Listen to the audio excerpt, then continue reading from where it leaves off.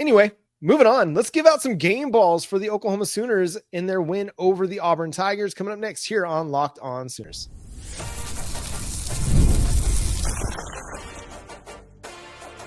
You are Locked On Sooners, your daily podcast on the Oklahoma Sooners. Part of the Locked On Podcast Network, your team every day.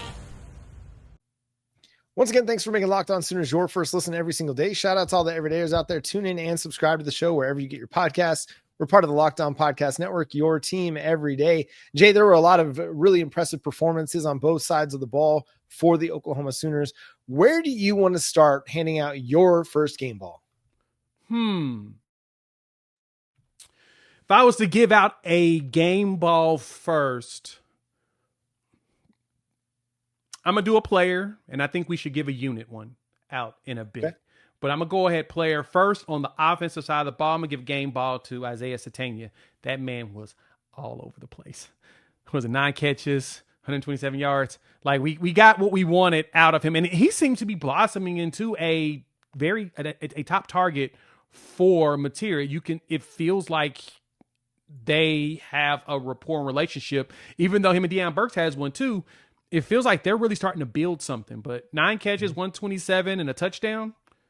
You're watching, that's 2 games in a row, not 2 games in a row, but two big games in a row. I say that 2 home games in a row where Mateer has hit Satania on a beautiful dime right into his hands.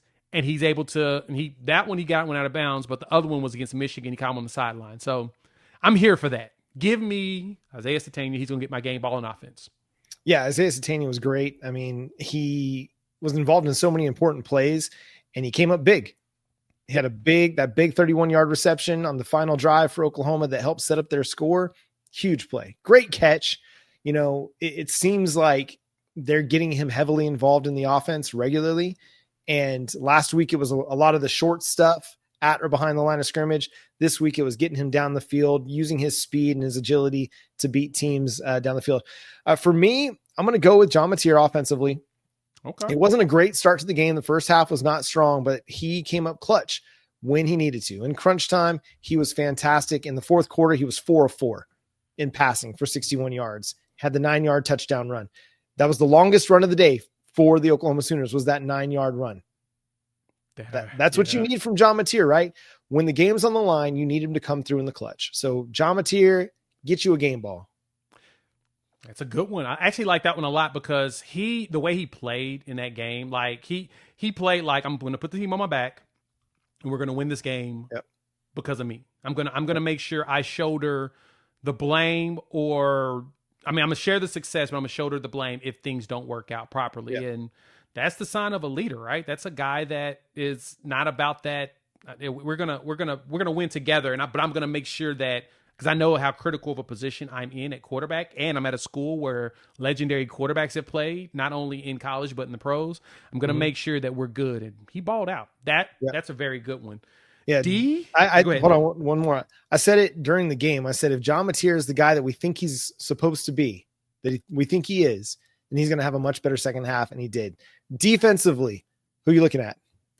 Defense was a little bit easier than I thought it would be. It's not going to be who you think, though.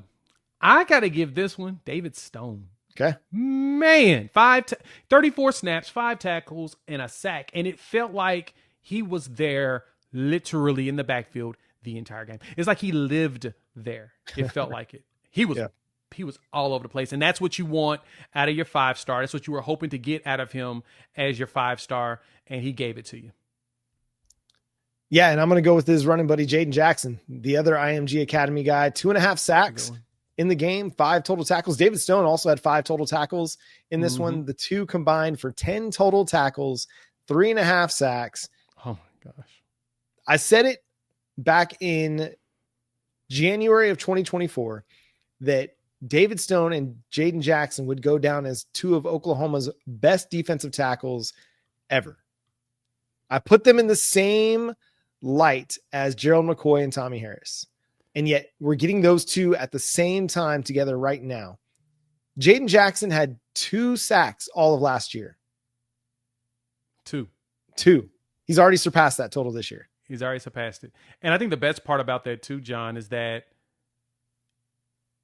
the way he's playing. Yeah, it's just really good. It's really good football. And you remember when we put out our ridiculous predictions for the season? Mm-hmm. You know who I picked to be the sacks leader on this team? You picked Jaden Jackson. I did. Guess who leads the team right now? Jaden Jackson. Yeah. He's making me look good, dog. That's what I love. I'm actually looking good because of Jaden Jackson. But now I think that, but I still truly believe it, mainly because defenses are going to be so focused on Dom, on Stone, on R. Mason Thomas, who got 2 sacks in just in second half, right? He was the closer. He did his usual closing. That felt like the Tulane game again, where he just closed it at the end. Yeah. And actually the Alabama game where he closed it at the end again. So that one felt like that. Same thing with, and then of course Marvin Jones Jr. looked good. Taylor Wine looked good.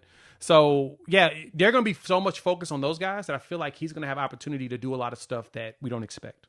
Yeah, he's just blowing up the middle. And we got to give a shout out to R. Mason Thomas. I mean, he played just one half of football, 2 sacks, 3 total pressures, had a great game in that one half of ball.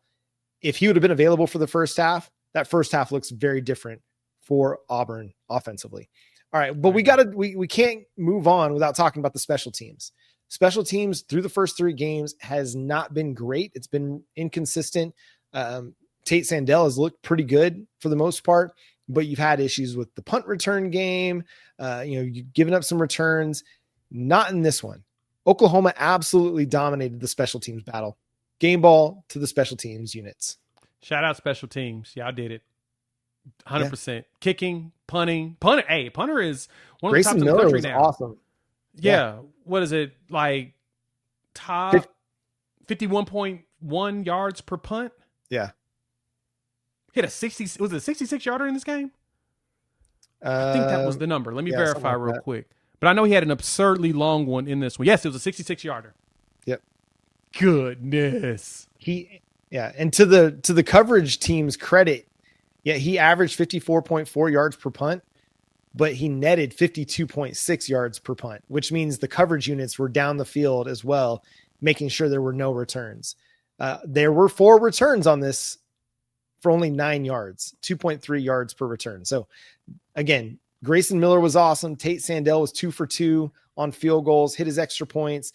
There was no issues on the kick return coverage because they've got a good kick returner over there at Auburn that could have created some issues. Actually, Oklahoma drew a penalty.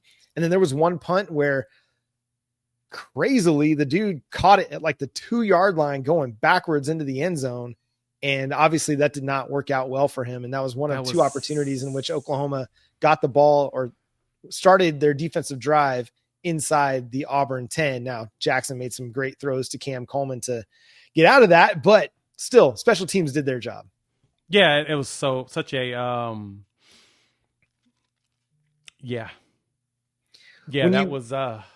was such a bad decision. Like, why did you catch that?